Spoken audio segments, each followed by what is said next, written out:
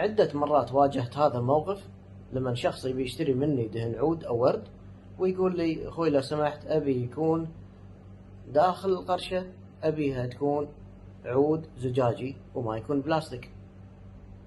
طيب أخوي ليش تبي بالتحديد يكون زجاج؟ لأن البلاستيك أخوي يتأثر ويتفتت ويأثر على الدهن الورد أو يأثر على الدهن العود، فأنا بالتالي أبي أحافظ على سلامة المنتج مالي وأبي يوصل نظيف. كلام سليم، كلام ممتاز، أتفق معك 100%. أبهاتنا أيام قبل كل واحد فيهم كان يحتفظ في الدهن العود وبالقرشة فترة طويلة، سنوات طويلة. اللي في منهم كان يقول أنا عندي دهن العود أحتفظ فيه 20 سنة، وفي منهم أكثر. ما شفنا أنه تأثر بالنسبة حق البلاستيك.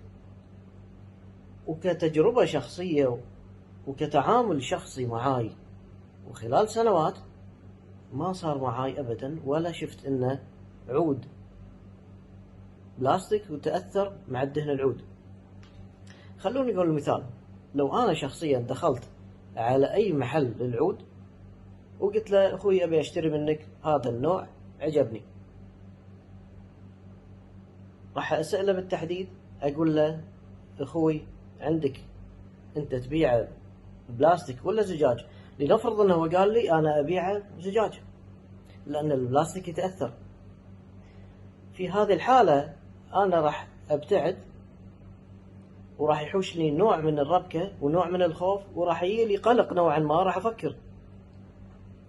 إذا أنا شخصيا ما صار معي هذا الموقف وأنت عندك دهن العود يتأثر مع البلاستيك، اسمح لي أخوي أنا ما راح أشتري منك.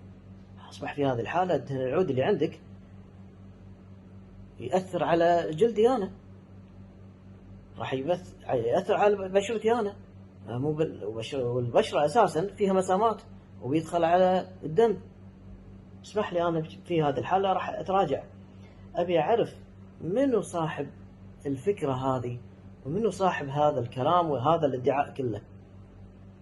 هل ممكن أكو دهن عود يأثر على العود البلاستيك ويخليه ضعيف ويتفتت ويتآكل؟ هذا كلام خطير، هذا كلام يأثر على صحة الإنسان. شلون أنا أبيع دهن عود في هذه الصورة؟